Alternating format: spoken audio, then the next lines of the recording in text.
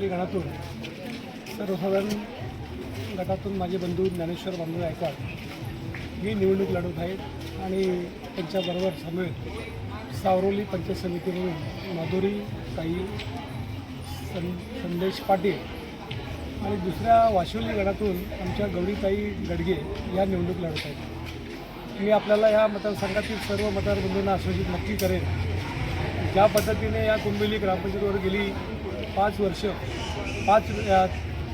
माझे वडील सरपंच झाले, माझे भाऊ 4 वेळा, माझे ज्ञानेश्वर भाऊ गायकवाड 4 वेळा त्या ठिकाणी निर्वाचित झाले आणि आता त्यांचा मुलगा त्या ठिकाणी उपसरपंच म्हणून काम करतो आणि आमचं कुटुंब म्हणून आपण पत्रकार बंधूंना न्यात आहात की गेली 2 वेळा मी खोपोली शहराचं नगरसेवक भूषवलं। मागच्याच निवडणुकीत मी पण निवडून आलो, माझी पत्नी सौभाग्यवती रेश्मा गायकवाड निवडून आल्या। आमची नाळ ही सर्वसाधारण मतदारसंघातल्या सर्व जनतेशी आहे। गायकवाड कुटुंब हे कधीही स्वार्थीपणाचं आणि कपटीपणाचं राजकारण कधी केलं नाही। कुंबिलीसारख्या औद्योगिक वसाहतीमध्ये असेल किंवा औद्योगिक क्षेत्रामध्ये काम करत असताना सर्वसामान्याची जनताचे घटक कसे सामायिक होतील, त्यांना कसा एक रोजगार मिळेल आणि त्या रोजगारातून त्या घरातील लोकांना एक चांगलं समाधान कसं प्राप्त होईल या अनुषंगाने आम्ही काम करतो।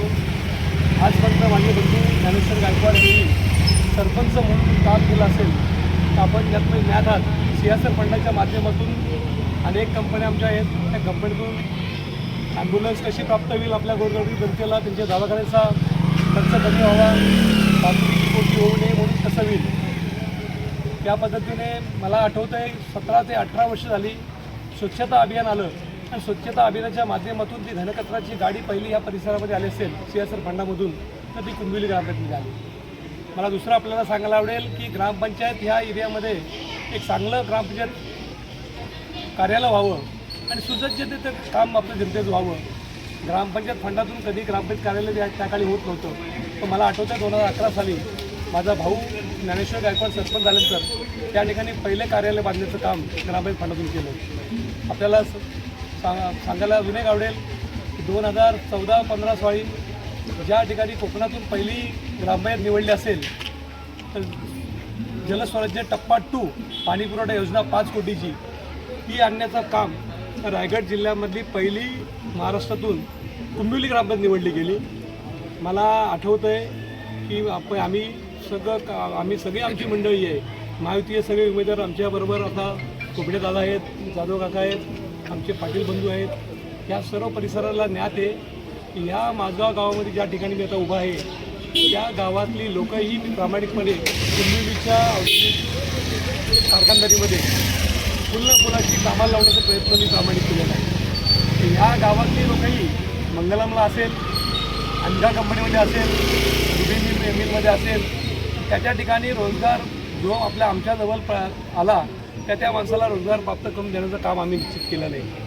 मी आपल्याला दुसऱ्याला पत्रकार बंधूंना आपल्याला या ठिकाणी या मतदार बंधूंना आश्वासित निश्चित करतो की येणारी निवडणूक ही तुमच्या आमच्यासाठी फार महत्त्वाची आहे। कारखानदारी वाढत आहे।